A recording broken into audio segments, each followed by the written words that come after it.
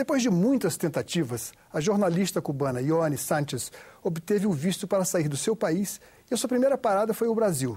O senador Eduardo Suplicy, que não é de hoje defende a liberdade de expressão em todos os níveis e para todos, é o anfitrião aqui no Congresso Nacional. E nós vamos conversar sobre liberdade de expressão. Ioanni, seja bem-vinda aqui ao Brasil e ao nosso programa. Muchísimas gracias y especialmente este programa tiene mucho que ver conmigo. Ciudadanía, soy una ciudadana. Gracias.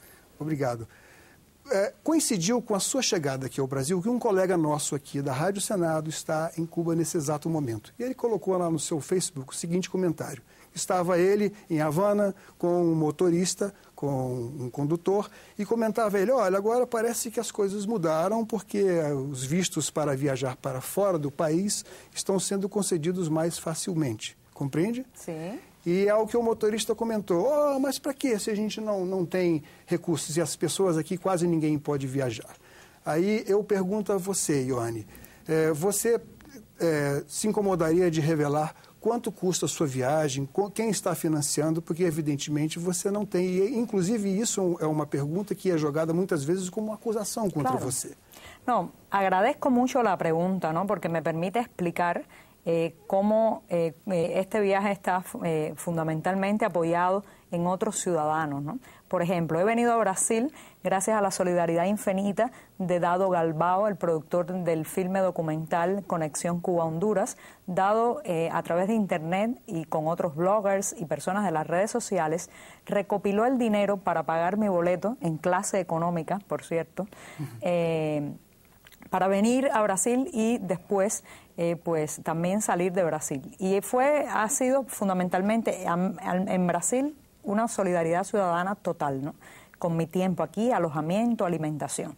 Después viajaré a Europa, donde voy a participar, entre otros eventos, en un festival de cine que organiza Amnistía Internacional. Esta organización que vela por los derechos humanos costeará mi estancia, la transportación y, claro, el boleto de avión de ida y vuelta de América a Europa y de regreso. Después voy a España, donde el Congreso de Tecnología y Redes también costeará mi tiempo allí. Del lado de acá del Atlántico estaré llegando a Nueva York, donde un grupo de universidades me han invitado a hacer una charla, conversaciones, debates, y ellos correrán con los gastos, ¿no? Después voy a la Florida, donde tengo una hermana que hace 1 año y medio no puedo dar un abrazo.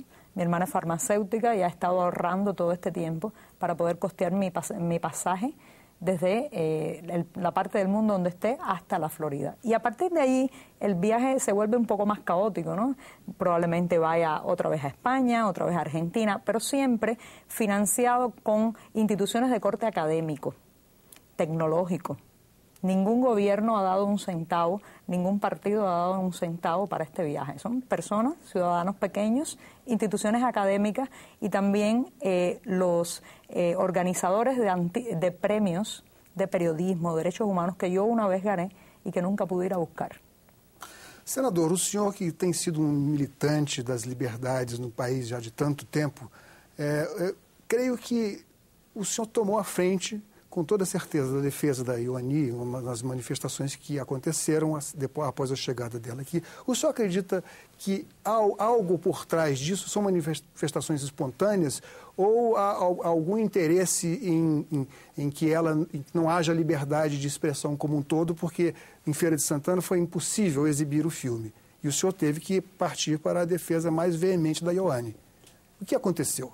Caro Paulo Cris, primeiro, parabéns por aqui trazer a Ioanni Sánchez. O mérito da TV, não meu. E a toda a TV Senado, mas eu quero dizer que aqueles manifestantes que inclusive chegaram a chamar-me de traidor, alguns deles, e falaram de maneira ofensiva para com Ioanni Sánchez, precisam perceber que para o seu próprio objetivo, expresso tantas vezes, de que é necessário acabar o que os Estados Unidos acabe com o embargo, na expressão usada nos Estados Unidos pelo Congresso Nacional, e com o bloqueio em relação a Cuba, econômico, financeiro e cultural, nada melhor do que a vinda de Ioanni Sánchez depois da aprovação da nova lei migratória cubana, que vai permitir aos seus cidadãos poderem sair e voltar de Cuba. Este é um sinal que me levou, inclusive, ainda há poucos dias, no 19 de janeiro, eu encaminhei, através do embaixador Alfred Shannon, dos Estados Unidos no Brasil, uma carta ao presidente Barack Obama, onde eu assinalo isso. Que bom que agora, com a nova lei migratória e com a vinda de Ioane Sanches, que vai, agora ela acaba de nos revelar, a Nova York e a Flórida, quem sabe possa você e Ioane dialogar nesta oportunidade com o presidente Barack Obama para que ele perceba de como este sinal é tão importante. E estas pessoas que vieram protestar e fazer xingamentos, e inclusive, se é a vontade do embaixador Carlos Zamora Rodrigues, que eu encaminhei hoje ao embaixador Carlos Rafael Zamora Rodrigues, que pudesse vir aqui à Câmara dos Deputados, ao Congresso Nacional, se estivesse aqui conosco, poderia estar dialogando para esclarecer, inclusive para poder ouvir da própria Ioane Sanches. Eu acredito agora temos a oportunidade, inclusive, sobre aquilo que ouvimos quando Ioane Sanches, perguntada, disse a sua opinião sobre estes temas. O fim do embargo e do bloqueio. E aqui nós vamos perguntar de novo sobre isso. Então, eu vou deixar para você, porque o tempo aqui é exíguo. Eu só quero dizer uma coisa, inclusive aos meus companheiros de 33 anos do Partido dos Trabalhadores. Nós fundamos o Partido dos Trabalhadores para construir uma sociedade justa. Construção do socialismo está no nosso programa através de meios democráticos, da democracia, da liberdade de imprensa, de ir e vir. Então, o companheiro, o presidente Lula, a presidenta Dilma Rousseff, que disse diversas vezes que ela prefere muito mais o barulho da liberdade de imprensa, da democracia, do que o silêncio da ditadura. Ou seja,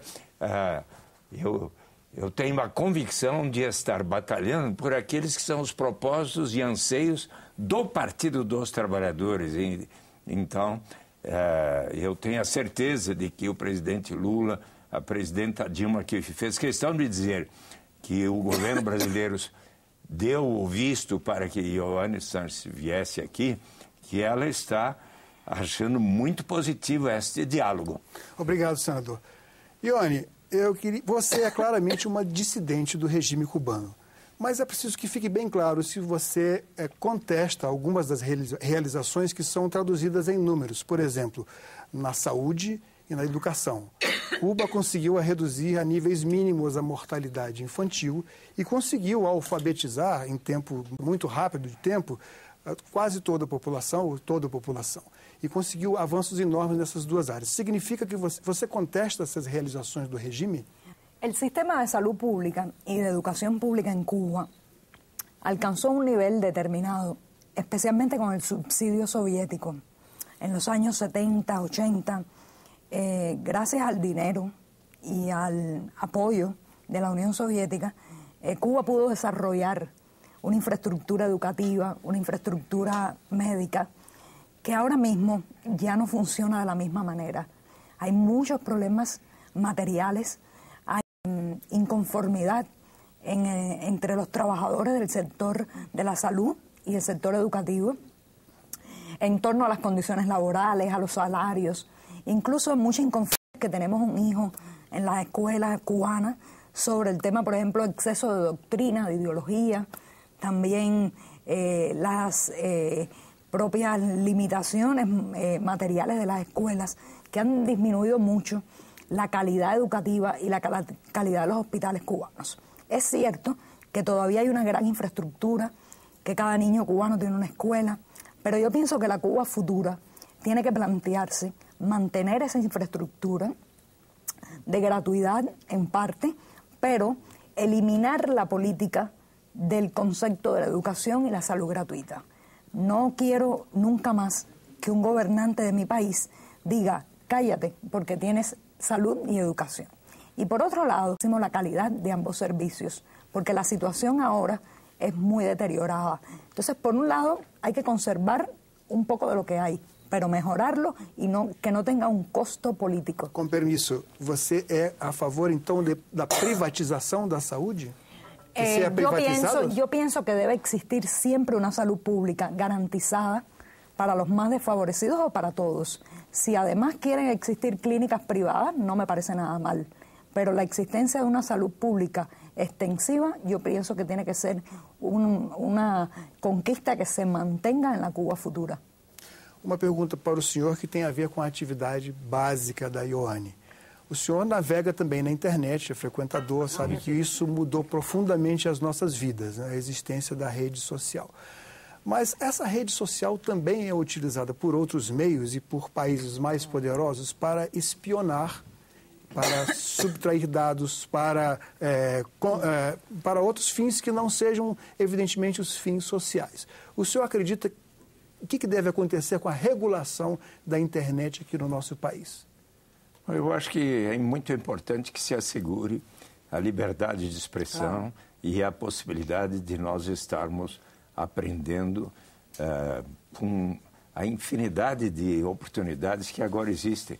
Inclusive, por exemplo, inúmeras universidades norte-americanas, como a Universidade de Harvard, MIT e acho que de Stanford e outras de Los Angeles, que passaram a prover aulas de extraordinária qualidade sobre, por exemplo, eu já me programei de assistir um curso que estão dando sobre como combater a pobreza. O outro curso sobre justiça, que são os temas sobre os quais eu estudo muito e como professor de economia, economista, eu quero muito aprender e agora acabei de descobrir que se eu me dedicar 2 horas por dia, todos os dias, se eu puder, eu vou poder aprender mais e mais e graças à internet. Claro. Então, estas oportunidades devem ser multiplicadas e que bom que nós agora estamos tendo, inclusive para acessar o Google, acessar a UOL e todas as fontes de informação, porque isso nos possibilitou uma extraordinária comunicação com todas as pessoas, inclusive no Brasil. Quando eu cheguei aqui a primeira vez em 83 como deputado federal, em 91 como senador, eu recebia sobretudo cartas, telefonemas, conversava com as pessoas, mas hoje, através da internet, de e-mails, eu recebo centenas, às vezes eu recebo mais de 1000 e-mails por dia comentando tudo que faço aqui. Hoje já começou uma porção uma enxurrada de comunicações dizendo que bom que você está dando guarida à vinda da Ioane Sanches. Eu até quero dar à TV Senado, e a Ioane já conhece, mas eu quero aqui dar a cópia da minha carta ao embaixador Barack Obama, ao presidente Barack Obama, que eu me referi há pouco, onde eu falo para que ele aproveite esta oportunidade para acabar com o embargo de Cuba, fechar a prisão de Guantánamo e dar anistia aos 5 prisioneiros cubanos, personagens do Fernando Moraes nos últimos Soldados da Guerra Fria. Ioane, você não teme que com o fim do embargo americano, que aconteça algo tão diferente como a corrida dos cubanos ao consumo, que a economia americana de tal forma se torne tão poderosa e tão dominadora que acabe tomando conta, transformando Cuba em algo parecido com o que ela era na época de Fulgêncio Batista?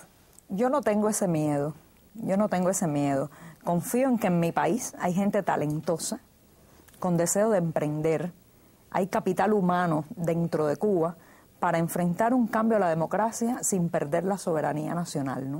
O sea, no tengo el temor de que nos convirtamos por el simple hecho de abrir a la pluralidad y a la libertad. No tengo el miedo de que nos convirtamos en un apéndice de Estados Unidos.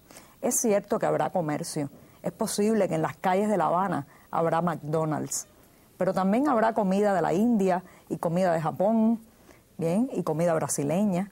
Entonces, la globalización, la entrada también del mundo es muy necesario para enriquecer la cultura y la economía cubana. Claro está, es una cuestión de los políticos del futuro, de los políticos de la Cuba democrática, regular todo eso para no ser invadidos por productos que podríamos hacer en nuestro propio país. Pero no tengo el temor de eso. Vamos voltar então à internet. A internet que é um território no qual você sofre uma série de acusações. Uma das acusações que veiculadas pretensamente, supostamente no Wikileaks, é que a entrevista que você, as perguntas que você mandou para o presidente Barack Obama não teriam sido respondidas por ele, e sim por um escritório de interesses dos Estados Unidos sediado em Cuba. Outro assunto que tem a ver com redes sociais, você tendo 80 mil seguidores no Twitter, você tem apenas 32 em território cubano. Como você responde a isso? Bueno, en relación con la entrevista a Barack Obama, yo envié 2 cuestionarios. Uno a Barack Obama, otro a Raúl Castro, con 7 preguntas precisas y muy similares, ¿no? Pasaron los días, nunca pensé que iba a responder, y un buen día tocaron a mi puerta y era un funcionario de la Oficina de Intereses de Estados Unidos y traía las respuestas. Inmediatamente, cuando yo di a publicar las respuestas, la Casa Blanca confirmó que la entrevista era de Barack Obama. O sea, no es una ilusión de mi mente. O sea, los propios portavoces de la Casa Blanca confirmaron la entrevista. Ahora, ¿por qué la entrevista ha sido atacada con esta crítica? Porque la entrevista muestra una política de Estados Unidos hacia Cuba diferente de lo que dice la propaganda oficial. La propaganda oficial nos quiere hacer creer que Estados Unidos es como el lobo de los cuentos infantiles. Y cuando los ciudadanos cubanos tienen alguna crítica, inmediatamente papá Estado nos asusta con el lobo de los cuentos infantiles. Barack Obama en esa entrevista llega a decir algo muy importante, que no tiene ninguna intención Estados Unidos de invadir Cuba. De ahí que la entrevista es negativa para la propaganda oficial porque destruye un mito. Y esas críticas. Ahora bien, todo presidente tiene un equipo. ¿Qué pasó? Nosotros los cubanos estamos acostumbrados a que Fidel Castro lo hacía todo. Era el ministro de Agricultura, el de Cultura, el presidente, la persona Decisiones monocráticas. Exactamente. Entonces, cuando ven un equipo de trabajo donde el presidente consulta una entrevista, recibe recomendaciones, hay un movimiento de desinformación, dicen, no lo escribió Barack Obama. Pero para mí fue una lección importante esa desclasificación de Wikileaks. Es decir, el presidente norteamericano trabaja en equipo. Ahora bien, en relación con las otras críticas de las redes sociales, se especula, se dice que, por ejemplo, en la red social Twitter, yo compro seguidores. Para nada. Eso es absolutamente falso y se puede probar tecnológicamente que es falso. Porque la curva de crecimiento de mis seguidores tiene mucho que ver con qué me pasa a mí en la vida. Cuando una persona compra seguidores, hay un aumento constante porque paga por una cantidad X, ¿no? Hoy mismo, cuando yo llegué a Brasil, la curva de mis seguidores subió. ¿Por qué? Por la pasión que genera en la gente. No tiene que ver con la frecuencia de un seguidor comprado, sino con la pasión de los lectores. Ahora, ¿cuál es la otra circunstancia? Lectores en Cuba, ¿cómo? Si los cubanos no tienen acceso prácticamente a Internet. Me encantaría que más de la mitad de mis lectores en las redes sociales fueran compatriotas. Pero eso tiene que pasar porque el gobierno cubano autorice a que podamos acceder a Internet. Ya el cable de fibra óptica con Venezuela está instalado hace 2 años. ¿Dónde está Internet entonces? Senador, uma pergunta para os dois, já que o nosso tempo é muito curto. É possível manter a situação em Cuba, o regime atual, se não fosse uma preponderante, uma acachapante aprovação popular? Compreende? Olha, eu acompanhei de perto a evolução da Revolução Cubana, também tive e tenho admiração pelas conquistas na área da saúde, da educação. Já estive em Cuba 4 vezes, já estive, inclusive, me voluntariei um dia para a construção de habitação junto a eles. Já estive, na última vez, fui convidado pelo encontro anual que se faz me perdoe, dos economistas e tal. Mas eu me lembro, quando vem essa situação, que certa vez, um discurso que muito admirei do presidente comandante Fidel Castro, dizia que os imperialistas lo que tienen es el miedo é nada mais que el miedo. E eu fico pensando como o presidente Fidel Castro, o presidente Raul Castro, o embaixador Carlos Zamora tenham medo de Ioannis Sánchez. Quando leio as críticas do cotidiano da vida de Cuba no blog Geração Y, o que percebo é que são observações de bom senso, finas e não ofensivas, do que muitos discursos que diariamente eu vejo a oposição fazer aqui, meus colegas no Senado, ao governo da presidenta Dilma, ao governo antes do governo Lula. Então, eu acho que não há razão de ter medo da Ioannis Sánchez. Ioannis, eu faço a mesma pergunta para você, se seria possível que o regime continuasse se não fosse uma grande aprovação popular. E a última pergunta seria, como você acha que os cubanos veem a você mesma? Bueno, yo pienso que cada día más los cubanos despiertan y empiezan a exigir al gobierno no solamente reformas económicas, sino también reformas políticas, despenalizar la discrepancia, aceptar la libre asociación, aceptar la libre expresión. Pero ¿qué ocurre? El gobierno cubano tiene miedo porque durante muchos años, décadas, ha tenido todo atado y bien atado, muy cerrado. Sabe que si abre un poco en las reformas políticas va a perder el poder, lo va a perder. Porque cuando los cubanos puedan escuchar otras voces, cuando puedan mirar que nosotros no somos los monstruos que dice la propaganda oficial, algo evidentemente va a cambiar en la vida nacional para siempre. Ahora bien, ¿por qué Internet? ¿Por qué el miedo a Internet en Cuba? Bueno, porque Internet es la posibilidad de informarse en paralelo a los medios oficiales. Internet es la posibilidad de comprobar que ni Cuba es el paraíso ni el mundo es el infierno. E Internet es la manera de conocernos a nosotros mismos. Y eso, para el gobierno cubano, es una situación que es muy frágil, o sea, fragiliza y le hace perder poder. E que imagem você pensa que os cubanos têm de Ioannis Sánchez? Muy diferente, muy polarizada. Algunas personas en la calle me dicen, pienso como tú, resiste, y la propaganda oficial dice mercenaria, agente de la CIA. Pero bueno, he aprendido a vivir con esa polarización, porque sé que Cuba es por el momento un país donde se está haciendo una lucha ideológica, ¿no? Gracias. Muito obrigado, senador. Muchas gracias. Muito obrigado. Muchas gracias. Cidadania entrevistou a jornalista cubana Ioannis Sánchez e o senador Eduardo Suplicy sobre o tema liberdade de expressão.